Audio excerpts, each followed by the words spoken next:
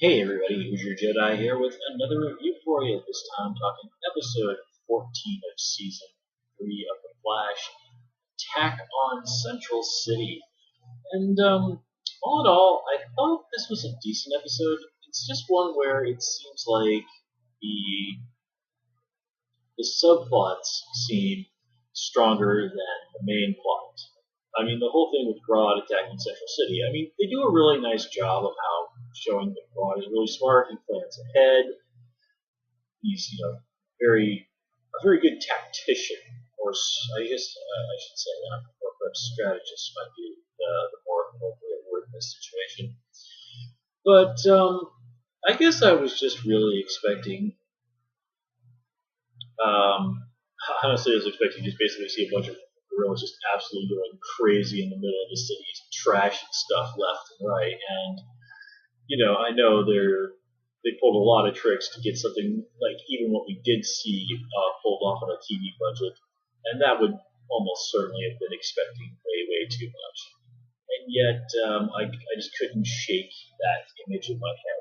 Now, I mean, it's not fair to hold that against the show in and of itself. What we did get was still really good and far better than I probably would have ever imagined they'd have been able to pull off on TV.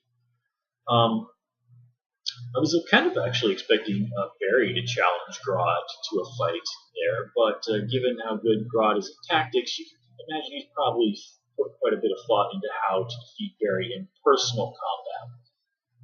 And as soon as I realized that wasn't going to happen, I know what they're going to do. They're going to go against Solovar. As Grodd had said, I can't take Solovar in one-on-one combat. And sure enough, Grodd gets stomped.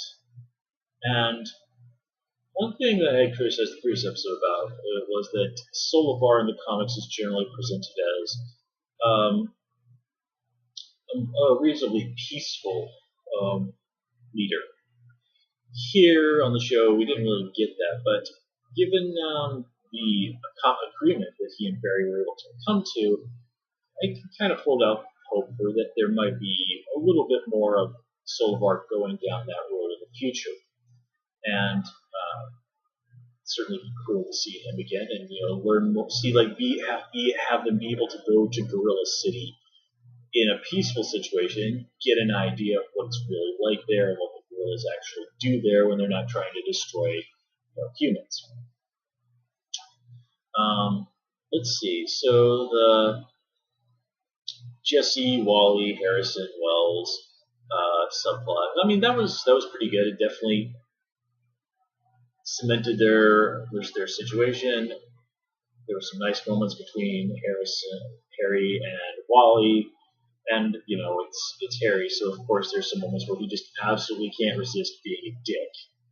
And watching him interact with HR, that was great stuff. I mean, that bit where he spits in his coffee, and he just will not cut HR a break. Now, in all fairness, HR does a lot of really stupid stuff this episode.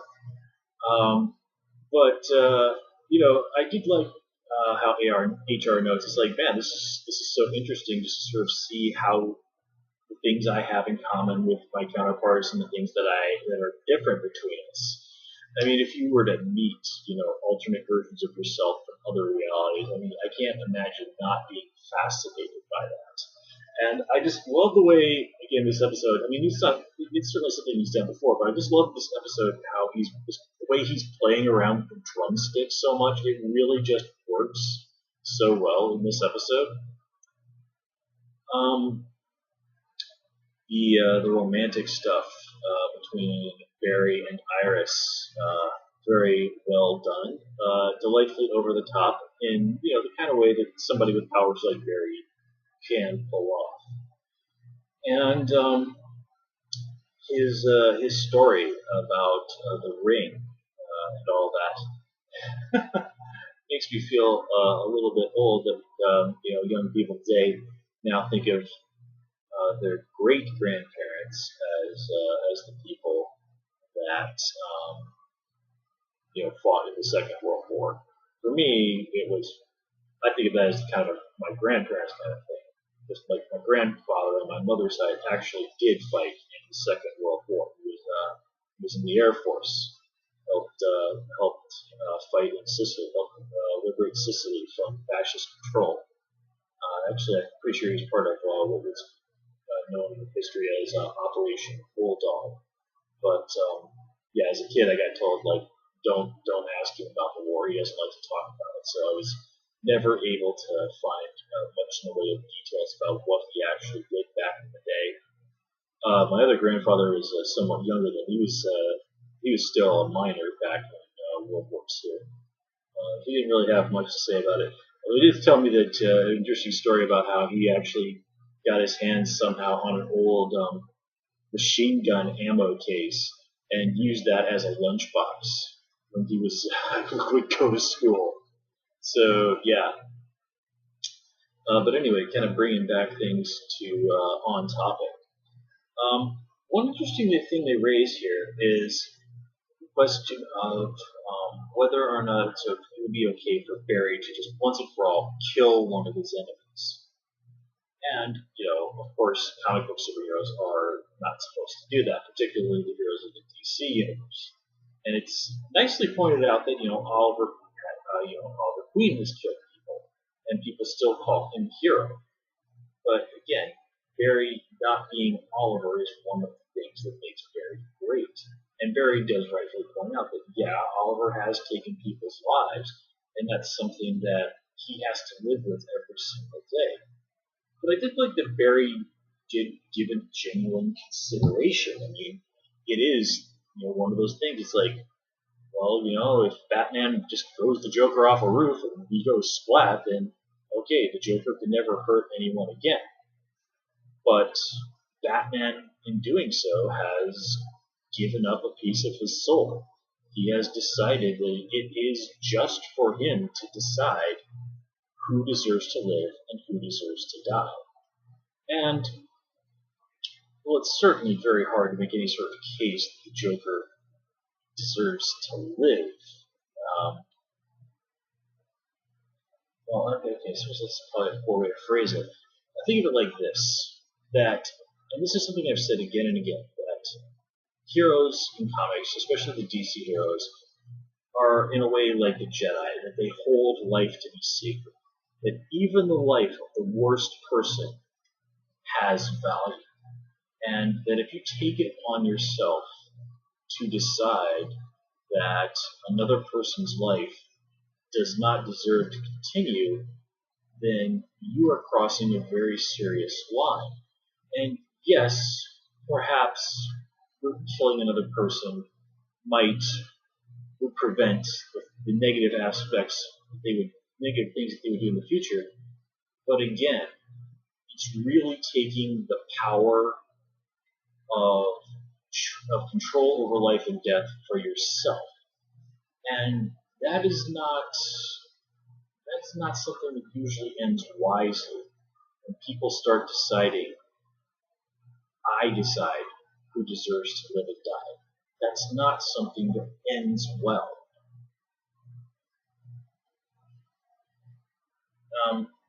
And you kind of have to wonder,